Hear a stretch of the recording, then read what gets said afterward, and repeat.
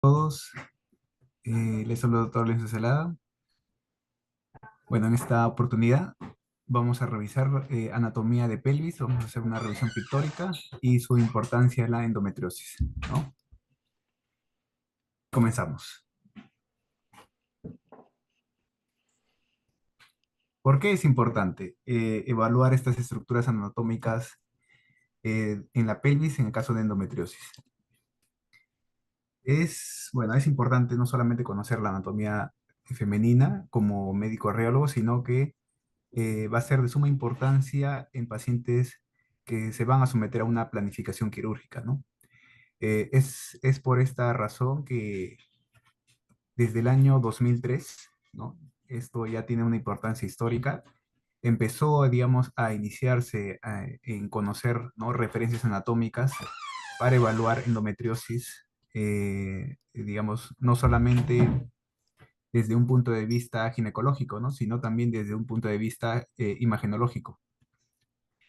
En el 2017 ya la resonancia magnética, ya existe la primera guía, ¿no?, de cómo informar en casos de resonancia magnética para evaluar este tipo de patología. Y ya en el 2021 la clasificación de ENSIA ya se estableció como tal, y en la actualidad la Sociedad Europea de Urogenital haya realizado ya un consenso, ¿no? Para no solamente eh, evaluar endometriosis, sino lo ha, digamos, dividido en una serie de compartimientos que vamos a ver más adelante. Esta es la clasificación ENSIA del año 2021, con la cual se está trabajando hasta ahora, ¿no? Y esta es la clasificación europea urogenital de 2025, ¿no? Con respecto a la ENSIAN es muy similar, solamente que aquí la Sociedad Europea lo ha dividido en 9 compartimientos, ¿no? Y en estos 9 compartimientos hay una serie de estructuras que vamos a evaluar, ¿no? Estos son los puntos anatómicos que vamos a tener que ofrecer en nuestro informe, al menos lo básico, y que los ginecólogos actualmente están solicitando, ¿no? Ahora muchos más ginecólogos están solicitando resonancia magnética de pelvis. Hace unos casi 2 años eran por ahí algunos casos, pero en la actualidad ya son por lo menos unos 10 resonancias magnéticas de pelvis a la semana, ¿no? Y quizás un poco más. Entonces, ahora los ginecólogos netamente lo hacen para tener una idea, ¿no? Y algunos de esos pacientes podrían someterse a una cirugía, ¿no? Entonces comenzamos. ¿Cuáles son los órganos o referencias anatómicas que vamos a tener que evaluar en un informe o en una evaluación por resonancia magnética? Primero es el útero, ¿no? Vamos a evaluar el tamaño, la posición, la localización de miomas. Ahora voy a explicar por qué es importante también los miomas en casos de endometriosis, ¿no? Vamos a evaluar la zona de unión endometrio-miometrial, ¿no? Esto sí sería recomendable que agreguen en su informe. Si hay zonas, bueno, digamos, de una zona de unión engrosada, ¿no? Se dice más de 12 milímetros o más de las 2/3 partes, ¿no?, del espesor miometrial. Vamos a hablar el endometrio, el grosor, la morfología, si hay pólipos o no. Eh, Dentro de este punto, el peritoneo, el ENSIA digamos, es un poco, digamos, subjetivo, ¿no? No evalúa, digamos, puntos específicos. Es por eso que la guía de Sur nos da un poco más de detalle en el caso de evaluar el peritoneo. Vamos a verlo eso también más adelante. Luego, evaluar el ovario, tanto derecho como izquierdo.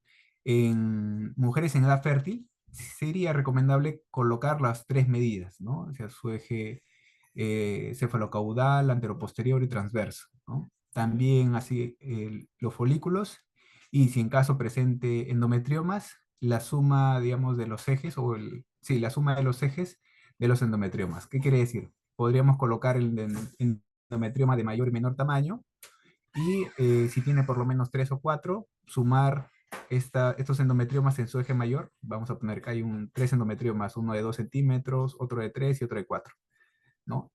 Entonces, si lo sumamos, serían 2 más 3, 5, más 4, 9, ¿no? Entonces ya estaríamos hablando de un puntaje 3, ¿no?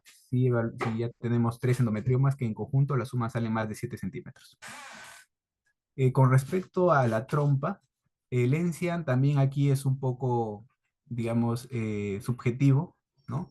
Porque menciona que vamos a evaluar adherencias, ¿no? Entonces, en casos de resonancia magnética, incluso el mismo ENSIAN lo coloca, que la evaluación de adherencias por resonancia magnética es limitada, ¿no? Porque el tamaño es a veces imperceptible, ¿no? Entonces vamos a ver más o menos una aproximación imagenológica en ver adherencias entre el ovario y la trompa con la pared pélvica. Digamos, en segundo grado, el T2, sería lo del anterior más este componente adherencial al útero. Y en tercer grado, o T3, sería a lo anterior más alguna implicación de algún ligamento uterosacro, intestino o alguna estructura adyacente, ¿no? Pero principalmente estas dos. ¿Qué otros puntos vamos a tener que evaluar en casos de endometriosis? ¿No? El ENSIA aquí coloca, digamos, órganos, digamos, o referencias anatómicas como endometriosis profunda, ¿no? Vamos a ver que hay una zona A, una zona B y una zona C, ¿no? La zona A es la área retrocervical, la zona de la vagina y el espacio recto vaginal. Si vemos si hay algún nódulo, igual vamos a ver, vamos a medir en su eje céfalo-caudal o en su eje longitudinal. Si es más de 3 ya sería un A3, un grado 3. En la zona B, ¿no? Aquí en nuestra referencia anatómica, bueno, también hay, digamos, estructuras que podríamos evaluar, pero que por imágenes se nos hace mucho más fácil observar, son los ligamentos uterosacros, ¿no? Entonces, en la zona B, si ya vemos que los ligamentos uterosacros están engrosados, hablamos de una endometriosis igualmente profunda, ¿no? Vamos a evaluar el tamaño, ¿no? Si es más de 3, también igual es un grado 3. El compartimiento C se evalúa al recto, ¿no? Con respecto al recto, vamos a evaluar la profundidad máxima de infiltración, es decir, si en caso vemos nosotros una endometriosis a nivel de la pared del recto, lo vamos a evaluar como si fuera un cáncer de recto. ¿Qué quiere decir? Hay que ver si infiltra o no a la serosa, la muscular o la mucosa, qué porcentaje aproximado de su circunferencia, a cuántos centímetros se encuentra del orificio anal externo, ¿no? Y digamos, si está, digamos, cercano o en contigüidad con estructuras adyacentes, ¿no? Igualmente, si mide en su eje cefalocaudal o longitudinal más de 3, es un grado 3, ¿no? El ENSIAN también coloca aquí los compartimentos F, que son las endometriosis extrapélvicos. Vemos que FI significa intestino, acá podremos valorar el colon sigmoides o el intestino delgado o el colon ascendente o apéndice que se podría encontrar. El FB es el término en inglés, bladder, que es para vejiga, y el FU para los uréteres, ¿no? Igualmente, con respecto a la descripción, no es netamente, bueno, vemos, vamos a ver, un foco de tejido nodular a nivel de la vejiga. No solamente es describir qué se encuentra en la vejiga, sino también hay que evaluar si tiene una extensión, ¿no? Su extensión o infiltración a la serosa, la muscular o la mucosa, el porcentaje aproximado de la circunferencia, la referencia anatómica. Por ejemplo, si esta es la vejiga, si vemos que está, digamos, infiltrando la pared de la vejiga, el urólogo en esto ha dado como que mucha énfasis, ¿no? En nuestros informes, en colocar a cuántos centímetros de la unión uretero-vesical está, ¿no? Tanto derecha como izquierda. Esto lo recalca no solamente la literatura, sino en los congresos, ¿no? E incluso hay urólogos que se están, digamos, especializando en endometriosis, y esto es lo que quiere, o es lo que siempre va a requerir en su informe, ¿no? A cuántos centímetros de la unión uretero-vesical se encuentra, ya que con eso podría, digamos, ayudarse si va a ser evaluado por una cirugía abierta o por un estudio de visión directa, ¿no? Ya. El útero. Vamos a comenzar con el útero. ¿Por qué es importante detectar miomas en estos pacientes con endometriosis? ¿No? Se ha visto que hay una relación tanto clínica, epidemiológica y genética, en que si la paciente tiene miomas, sí o sí hay que descartar endometriosis, ¿no? No solamente se ha hecho metaanálisis, revisiones sistémicas, y se ve que si la paciente tiene miomas, hay un alto riesgo de que tenga endometriosis. Y si la paciente tiene endometriosis, también tiene un riesgo incrementado en tener miomas. Entonces, la presencia de miomas en el útero ya nos hace, digamos, como que jalar la vista a zonas anatómicas que podrían estar infiltrando, ¿no?, la endometriosis. Entonces, esto nos debería encender un radar, ¿no? Vemos que hay pacientes con miomas, ya, entonces sí o sí hay que descartar endometriosis. Hola, buenas. Nosotros hay que también evaluar la zona de unión endometrio memetrial. Esto se podría ver en una paciente, digamos, con útero normal o con algún tratamiento anticonceptivo. Vemos que la zona de unión ya se vuelve mucho más delgada, ¿no? Y en caso de endometriosis, usualmente nosotros evaluamos en este plano, ¿no? Plano sagital, pero también deberíamos evaluar en los tres planos, ¿no? Por ejemplo, este plano axial al útero o este plano coronal, ¿no?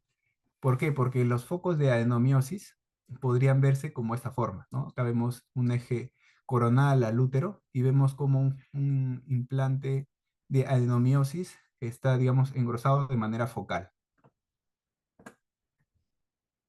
¿no? A este nivel.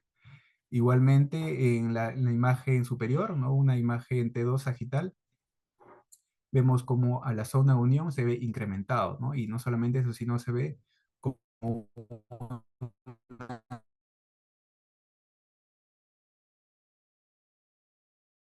aquí a veces se podría confundir, si en caso tiene contraste, usualmente hay un hiperrealce, ¿no? O un realce incrementado con respecto al miometrio. En casos de adenomiosis, el realce va a ser muy similar al miometrio o incluso más bajo que el tejido miometrial. Otra forma de diferenciar, a veces, por ejemplo, en adultas mayores, ¿no? Paciente adulto mayor, que ya tiene más de 60 años, ¿no? La zona de unión endometrio-endometrial se va a ver ampliada, ¿no? Pero principalmente porque el espesor del endometrio va a estar mucho más corto. En ese caso, para evaluar adenomiosis en estas pacientes que tienen una zona de unión incrementada, pero es por el mismo hecho que su útero es involutivo, habría que evaluar si hay microquistes, ¿no? Como en esta imagen inferior derecha, ¿no? Hay como una especie de microquistes en imágenes en T2. Si vemos estos microquistes en imágenes en T2, en una paciente adulta mayor con una zona de unión incrementada, eso no sí nos haría sospechar de casos de adenomiosis. Si no, solamente sería parte de su proceso involutivo. Esto me llamó la atención.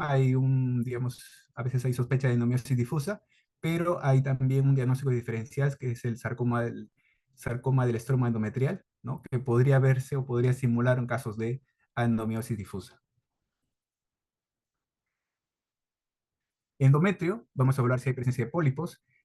A veces por imágenes en T1, ¿no? FATSAT con sustancia de contraste se puede ver claramente como en esta imagen, ¿no? Pero en otros casos donde no se utiliza el contraste, incluso el ENCIAN coloca que para evaluar endometriosis no necesariamente se tiene que utilizar contraste, salvo se quiera descartar algún proceso neoformativo o algún quiste complejo, si en caso tiene alguna vegetación, ¿no? Entonces, por ejemplo, en esta imagen vemos una pequeña imagen hipointensa, ¿no? En forma, digamos, de tabique incompleto, ¿no? Miren esta imagen aquí y miren cómo se ve el otro endometrio normal. Entonces, aquí sí nos haría sospechar de un pólipo. Con respecto al ovario, aquí es otro punto que Lencian da, digamos, con énfasis, ¿no? Como dije, hay que evaluar el tamaño y si es mujeres en edad fértil, evaluar la cantidad de folículos que presenta, ¿no? La diferencia entre un endometrioma y un quiste hemorrágico, esto es una pregunta muy usual. Se menciona que, digamos, hay signos que nos hacen pensar a endometrioma y casos que nos hacen pensar a un quiste hemorrágico, ¿no? Según metaanálisis y revisiones sistémicas, lo que, digamos, está dando más énfasis en diferenciar es este signo, ¿no? Estos dos signos. El dark spot o también signo de punto negro oscuro en T2, que se ven estas imágenes, ¿no? Hipointensas adyacentes a la pared, como vemos aquí, Esto nos hace pensar que son coágulos adheridos a la pared, ¿no?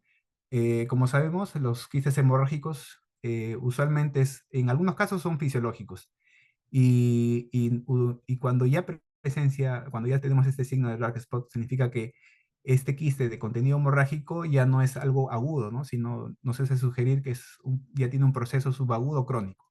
Entonces, esto nos ayuda a pensar de que es un endometrioma, ¿no? Los endometriomas, desde un punto de vista fisiopatológico, son quistes hemorrágicos, pero, digamos, evolutivos, ¿no? O sea, de larga data, son crónicos.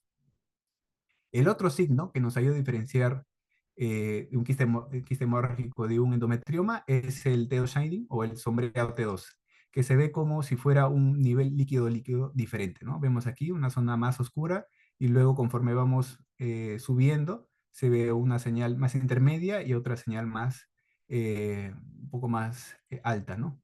Entonces, este sombreado T2 también nos hace pensar en un endometrioma.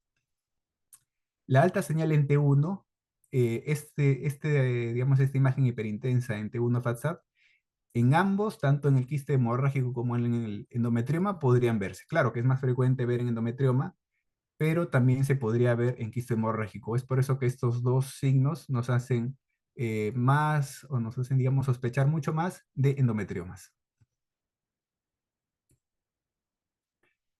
Con esto es lo que me refería, ¿no? La trompa. El ENSIAN no es un poco subjetivo, no da unas imágenes muy claras. Es por eso que, gracias a los otros artículos, mencionan que para sospechar de que hay algún tipo de adherencia tubovárica, podríamos evaluar cuando hay la presencia de hidrosalpinx o hematosalpinx, ¿no? Como vemos acá en esta imagen, vemos aquí una imagen tubular serpentiginosa, ¿no? Alta señal en T2, que se encuentra, digamos, adyacente al útero, pero que no está en contacto con la pared del útero. Esto me hace pensar que es digamos, un compromiso T1, es decir, hay un compromiso de la trompa o lesiones a este nivel, ¿no? Pero que el útero todavía está relativamente libre, o sea, no está, digamos, comprometido, ¿no? Vemos en la siguiente imagen, una imagen de similares características, pero con alta señal en T1 FATSAT, ¿no? En este caso sí hay una contiguidad al útero y hay una inadecuada interfase, ¿no? Del tejido adiposo entre la trompa uterina y el cuerpo uterino. Esto nos hace sospechar de que hay no solamente una adhesión entre el ovario y la trompa, sino que también está comprometido este complejo adherencial al útero, ¿no? Ahí hablamos de un T2, ¿no? Y hablando, digamos, T3 en ENSIAN, es decir, una adherencia mayor, ¿no? A nivel de la trompa uterina, sumado a lo anterior, es decir, sumado a la adherencia turbárica más el útero, está comprometido otros órganos, como en este caso es el ligamento uterosacro o el intestino. Vemos aquí una imagen en T2 axial, vemos dos imágenes sugerentes de endometriomas y a este nivel está el lado derecho y el lado izquierdo. Hay un signo que menciona la bibliografía que se llama signo de los ovarios besándose, ¿no? Kissing ovary sign. Este signo nos hace sugerir que hay un complejo adherencial entre ambos anexos. Esto también ya me sugiere un complejo adherencial mucho mayor, ¿no? Esto me hace sugerir que no solamente está, digamos, involucrado las trompas y el útero, sino las estructuras que están adyacentes, ¿no? Es decir, hay que sospechar también si está comprometido el intestino, ¿no? Si está comprometido también el colon sigmoides. Entonces, esto también me hace sospechar de un complejo adherencial T3.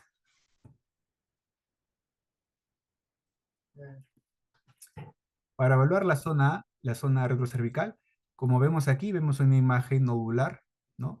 En la zona retrocervical, casi hacia el fornix posterior, ¿no? De la región de la vagina.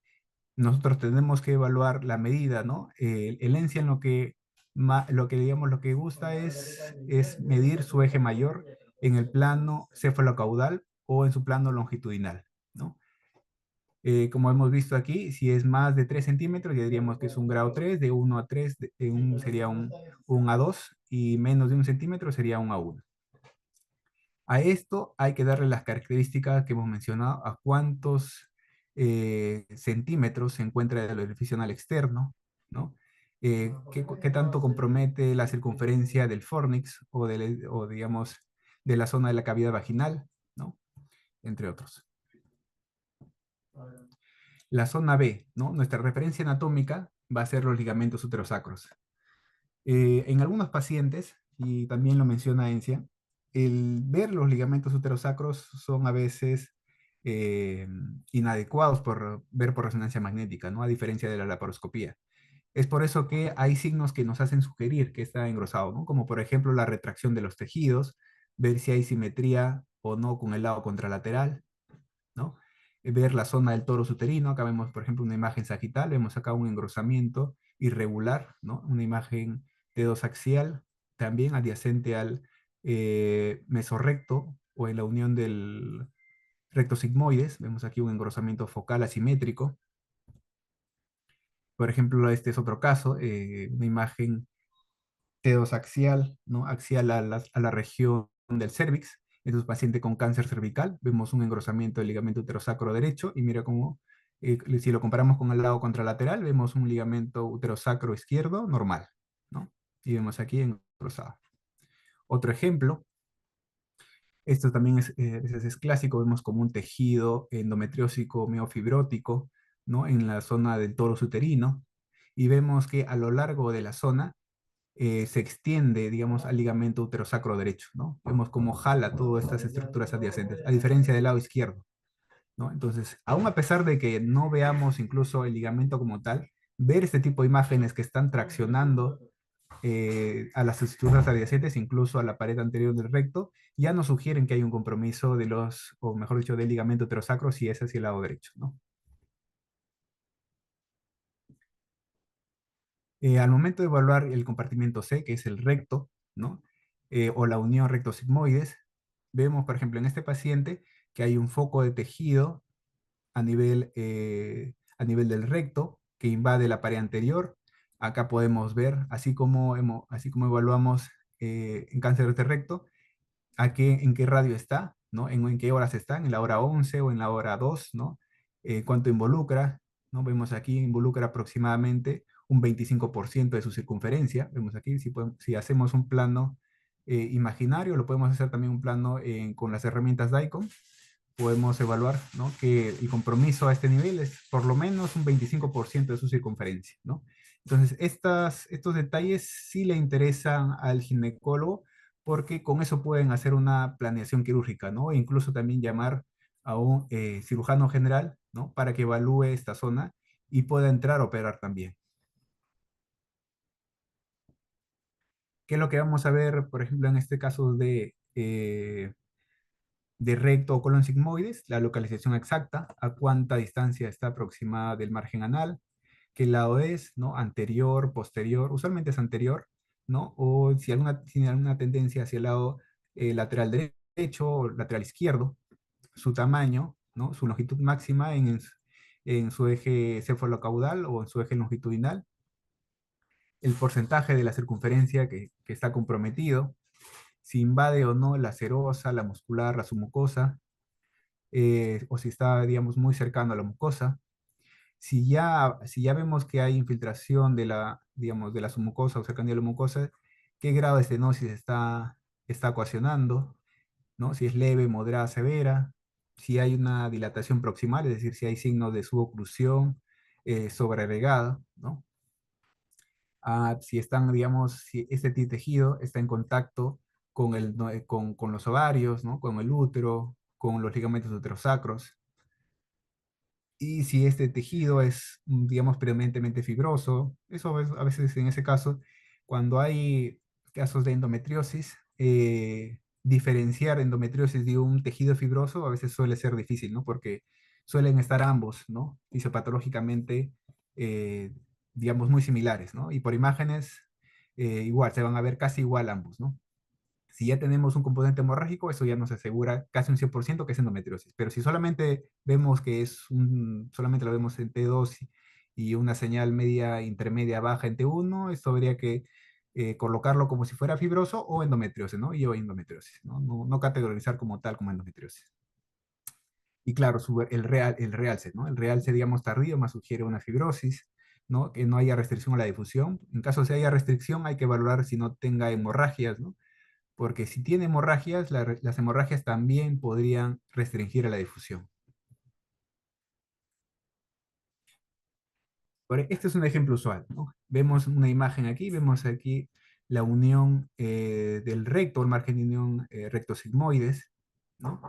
Vemos aquí el útero, la zona del toro uterino, y vemos el ligamento uterosacro, ¿no? ¿Cómo se reportaría este tipo de, digamos, imagen, ¿no? Esto es lo que usualmente veo y es lo que usualmente hay. Este es, digamos, el grueso de pacientes, ¿no? ¿Cómo lo informaría? A nivel del margen de unión recto sigmoides, ¿no? Y pondría como que se presenta un tejido de aspecto fibroso o endometriósico, ¿no? Hipointenso en T2, isointenso en T1, sin restricción ni realce significativo, que compromete la serosa de la pared anterior de la unión rectosigmoides, ¿no? En una longitud cefalocaudal de aproximadamente 9 milímetros, una circunferencia, si hacemos un plano con las herramientas DICOM, ¿no? Vemos aquí cuánto está comprometiendo, ¿no? Si es menos de 90 grados, eso me quiere decir que es menos del 25%, sacando un aproximado sería menor al 20%. ¿A cuántos centímetros del margen anal se encuentra? Se encuentra a 12 centímetros. ¿En contacto con qué? Con otros focos de tejido de similares características a nivel del toro uterino, ¿no? Esta zona es el toro uterino, y el ligamento uterosacro derecho, ¿no? Ahora, a nivel del toro uterino, debemos evaluar su eje mayor, en este caso sería aproximadamente 15 milímetros, y del ligamento uterosacro, vemos aquí el lado derecho, vemos que al menos su compromiso es menor a 1 centímetro. Este es un caso, digamos, típico de un P1. ¿Por qué P1? Porque está involucrando la área del toro uterino, el peritoneo que se encuentra a este nivel. Ponemos aquí B, 0. El 0 quiere decir, el primer 0 es el lado izquierdo, el segundo número es el lado derecho, en este caso 1, porque es menos de 10 milímetros el compromiso. Y aquí vemos que está comprometiendo el margen de unión recto sigmoides, entonces colocamos aquí una letra C de recto y FI de sigma, lo podemos colocar así en esta forma, como si estuvieran unidos, y le ponemos un puntaje de 1 porque es menos menos, digamos, de 1 centímetro, ¿no? De compromiso, ¿no? En su eje cefalocaudal. Al momento de evaluar la vejiga, hay que, digamos, determinar qué zona de la vejiga es, si es la zona de la cúpula anterior, ¿no? La zona del espacio vesicouterino o de la base de la vejiga, ¿no? Como vemos aquí en esta línea azul. Y si hay compromiso, hay que informar a qué distancia se encuentra de la unión uretrovesical, ¿no? Vemos aquí la unión uretrovesical izquierda y la unión uretrovesical derecha, ¿no? Vemos que hay un mayor compromiso en este caso, o mayor cercanía al ligamento a la unión uretrovesical izquierda que al lado derecho, ¿no?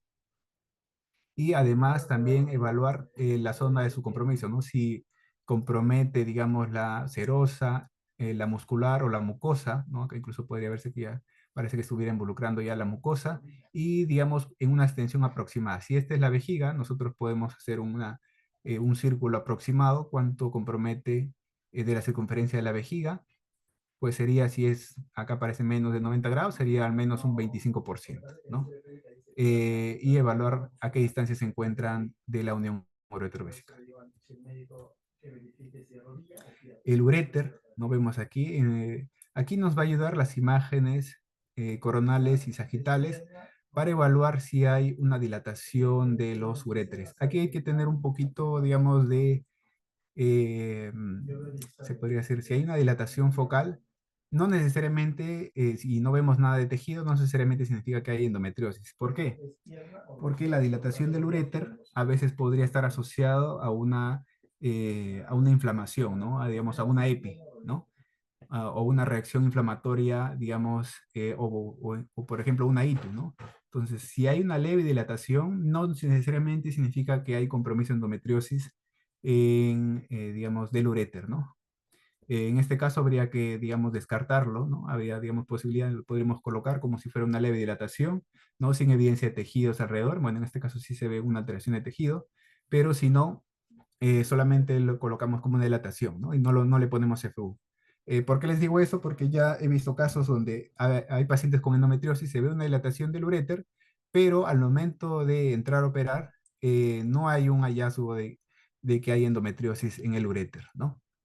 Entonces, hay que evaluar si sí o sí hay presencia de tejido alrededor.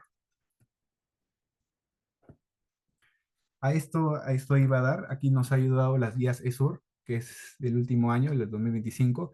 El ESUR ya lo, digamos, son un poco más detallosos con sus compartimientos y con las estructuras que vamos a evaluar. En caso de Lencian, eso es lo que está un poco subjetivo, es por eso que ambos, digamos, se complementan, ¿no?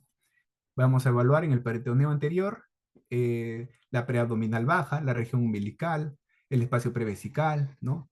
El peritoneo vesical o la serosa de la vejiga. A esto quería también darle importancia. Nosotros, por resonancia magnética, ver el peritoneo visceral y ver la serosa de la vejiga, lo vamos a ver como si fuera un todo, ¿no? Es decir, histológicamente son diferentes, pero si vemos que ya hay compromiso de la serosa, eso me sugiere que hay compromiso del peritoneo, ¿no? Entonces, en este caso sí hay que sospechar, digamos, si vemos que hay compromiso de la serosa, de algún órgano adyacente, que también hay compromiso del peritoneo. Hay que hablar también el uraco, los ligamentos redondos. Este de aquí, los ligamentos redondos, el Encian lo coloca como algo que se podría escribir, pero que no cambia ningún puntaje, ¿no? Entonces, es solamente para que el cirujano, en caso de que tenga que operar, tenga este conocimiento, ¿no? Si está afectado o no el ligamento redondo. Posiblemente, calculo que la guía Encian 2021 se va a actualizar y muy probablemente va digamos, a implementar esta estructura, ¿no? ¿Qué otros puntos más? Que es en el peritoneo medio, es el espacio vesicouterino, el peritoneo visceral o serosa del útero, el fondo de saco de Douglas, ¿no? Las fosas ováricas, vemos aquí el mesosalpix, ¿no? Y en el compartimento posterior, el peritoneo pararrectal, y también, digamos, a nivel de la unión rectosigmoides y en el colon sigmoides. Y además, esto es, digamos, importante, en los últimos congresos de endometriosis le están dando mucha importancia a la endometriosis que se encuentran muy cerca a los nervios sacros, ¿no? Es decir, ¿qué quiere decir? Los nervios sacros vemos aquí en S1, S2, en S2, S3, ¿no? En S3, S4, entonces vemos que hay casos de endometriosis a estos niveles, ¿no? Entonces, cuando ellos entran a operar y disecan, ¿no? Es importante que nosotros le coloquemos esto porque podría ser un problema médico legal, ¿no? A veces las pacientes eh, no tienen un leve dolor, bueno, o tienen un dolor crónico, pero después de la cirugía, usualmente el mejor cirujano, entre comillas, sería el que quita la enfermedad, ¿no? Pero al quitar todas las zonas que hay en endometriosis, también podría, digamos, retirar parte del tejido normal, o mejor dicho, la endometriosis que se encuentra en este caso en los nervios, ¿no? Entonces, si ellos realizan un corte a nivel de estos nervios sacros, ya van a dejar como una secuela de por vida, ¿no? Entonces, es importante de evaluar la zona adyacente a los nervios sacros, ¿no? De igualmente, ¿qué nos hace sospechar? Cuando hay cercanía a los vasos de los ilíacos internos y uréteres. Como vemos aquí, una imagen, ¿no? A nivel de la pared abdominal, sería una F, le pondremos aquí pared de abdomen, ¿no? Vemos aquí unos focos hipointensos en T2 y de señal intermedia alta en T1, ¿no? Usualmente son casos que ya las pacientes han tenido miomectomías o cesáreas, ¿no? O por aquí han pasado los trócares, entonces habría que sospechar estas zonas a descartar algún grado de endometriosis, ¿no? ¿Qué otra zona más? La región inguinal, ¿no? A veces solamente queremos ver el útero, ovarios, ¿no? O el ligamento uterosacro, pero en las partes blandas es importante ver estas estructuras, ¿no? Ver cómo vemos aquí una imagen hipointensa en T2 y zonas hiperintensas en T1 FATSAC, ¿no? Esto ya me sugiere que son signos de endometriosis. Los ligamentos redondos, tanto en su porción distal como su porción proximal, adyacente al útero, ¿no? La pared pélvica, ¿no? Vemos aquí la pared pélvica, como hay un foco, digamos, un poco de tejido hipointenso entre dos imágenes axiales, ¿no? Y cómo retrae las estructuras vasculares, ¿no? A nivel de las ramas del ilíaco interno, ¿no? Vemos cómo también está traccionando la pared de la unión rectosigmoides, ¿no? Vemos aquí vemos una imagen de similares características. Vemos acá los vasos y vemos aquí, adyacente al vaso, toda esta zona de tejido, ¿no? Entonces, por aquí también están pasando los nervios, los sacros pélvicos, así que también es importante colocar que están muy cercanos o incluso comprometiendo, ¿no? Estos nervios sacros. Vemos aquí el lado derecho, ¿no? Y vemos aquí el lado izquierdo, ¿no? Esta zona, digamos, una zona de tejido hipointenso, heterogéneo, ¿no? Esto ya me sugiere que hay compromiso de las raíces sacras, ¿no? Que posteriormente van a volverse el nervio ciático, zona a los vasos ilíacos internos y pared pélvica, ¿no? Esto es importante porque el cirujano usualmente no toca esta zona, ¿no? Y si toca, a veces podría dejar secuelas de por vida. Vemos aquí igualmente los vasos celíacos, vemos aquí un foco, digamos, tipo intenso entre dos en forma de una placa, ¿no? O un nódulo o pseudonódulo. También hay que sospechar este compromiso del nervio ciático, ¿no? Cuando hay endometriosis, en este caso del apéndice en su porción distal, vemos aquí una imagen con un endometrioma, un teoshairi, y eso sería todo. Estas son las referencias bibliográficas que he dado y muchas gracias por tu atención y tiempo.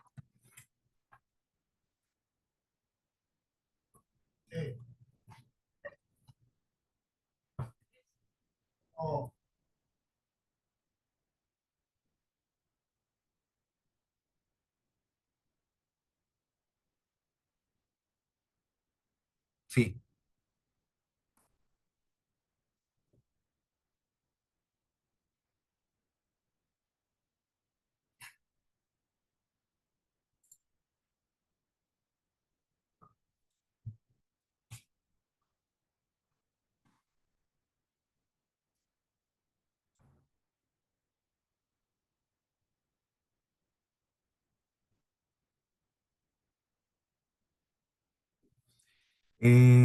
bueno, sí, muchas gracias por la presentación, Yoda. Sí, con respecto a estas estructuras, por ejemplo, bueno, me han dado, por ejemplo, casos un feedback luego de que han entrado a operar, sacan estas muestras de tejido, ¿no? Lo lleva a patología y en patología ve que algunos de estos focos de tejido solamente tienen fibrosis, ¿no? Y otros solamente tienen endometriosis y otros tienen la mezcla de tanto endometriosis como fibrosis.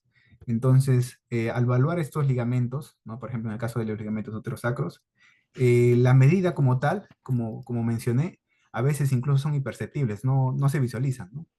Entonces, cuando hay ya un engrosamiento, vemos o comparamos con el lado contralateral, ya nos hace sugerir de que hay un compromiso.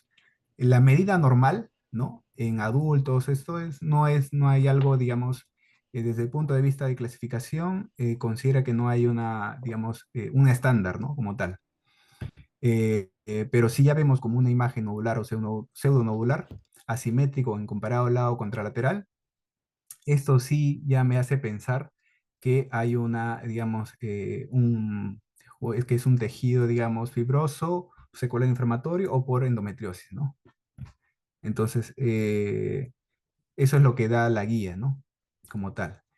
Si es menos de 1 centímetro, si es de 1 a 3, si es de más de 3 centímetros, ¿no? En caso del ligamento heterosacro. Que mencione que si menos de 3 es lo normal, no hay todavía al menos esa referencia, ¿no? Que podríamos todavía especular ahí. Ah, no, si es menor a 3 podría ser normal.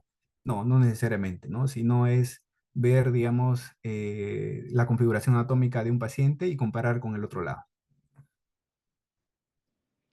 Ok, Leo, muchas gracias. Entonces, más que todo nos enfocaríamos En la imagen de aspecto ¿Quedó, nodular quedó claro? que ¿Quedó retrae, claro? ¿no? Muy bien. ¿Aló? ¿Me ¿Me escuchas? escucha? ¿Me Sí, te escuchas, Leo? escuchamos, Leo. Ah, ya. ¿Me Muy escuchas, bien. Leo? Aló, Leo, ¿me escuchas? Sí, ahora sí. No te decía, entonces, mejor quedamos como imagen nodular que retrae todas las estructuras y de repente para evitar un sobrediagnóstico, quizás, no lo sé. Sí, correcto. Ajá. Comparar con el lado contralateral, porque a veces este tipo de engrosamientos podría ser simétrico con respecto al otro lado y podría ser levemente incrementado, pero si ya vemos que es simétrico, entonces eso nos aleja la posibilidad, ¿no? También hay que ver la bibliografía, o sea, mejor dicho, la historia clínica, si la paciente tiene dispareunia, si la paciente tiene, digamos, dolor al miccionar, ¿no? Entonces, eso también hay que tener en cuenta al momento de enfatizar órganos, ¿no? Para ahora, por ejemplo, si tiene dolor al orinar y tiene endometriosis, hay que sí o sí descartar endometriosis a nivel de la pared vesical o en la unión uretrovesical. Ok, muchas gracias, Leo. ¿Alguna duda de alguno de los oyentes o algún aporte, doctor Chen? Buenas noches, Leo. Felicitaciones por la exposición. Vamos a otro punto, gracias. Tengo una consulta. Otra Sí, de las referencias que dicen para diferenciar entre un quiste hemorrágico y un endometrioma era seguirlo en el tiempo, ¿no? ¿Sabes en cuánto tiempo se resuelve un quiste hemorrágico para hablar que ya tenemos un endometrioma definido? bueno, con respecto a la evaluación en el tiempo, a veces es un poco complicado porque con respecto a la resonancia magnética, no es tan habitual hacerle un control, ¿no? Seguimiento. A veces he visto casos de hasta 6 meses. Ahora, estrictamente a la bibliografía, ¿cuánto tiempo exactamente se diferencia entre un quiste hemorrágico de un endometrioma? Eso tendría que buscarlo, ¿no? No lo tengo, digamos, ese dato como tal. Pero lo que sí mencionan, digamos, las referencias son esos dos signos por imágenes, ¿no? Incluso a veces en casos de quistes hemorrágicos, se dice que hay un desprendimiento de los coágulos. ¿Qué quiere decir? Que así como hemos visto ese spot, punto negro en la pared, este spot podría ser móvil, ¿no? En casos de quistes hemorrágicos recientes, ¿no?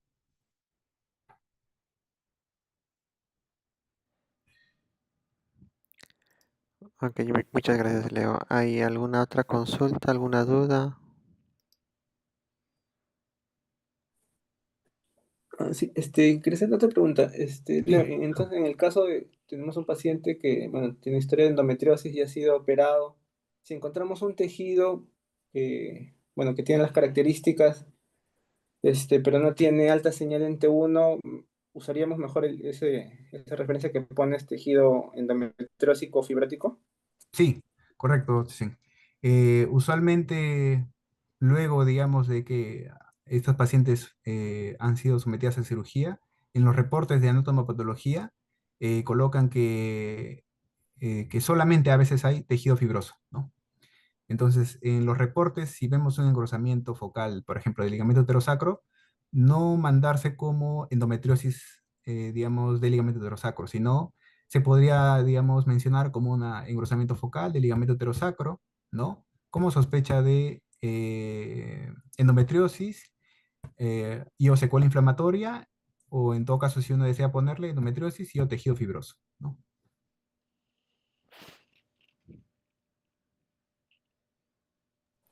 Gracias. Gracias. ¿Alguna otra duda de algún otro participante?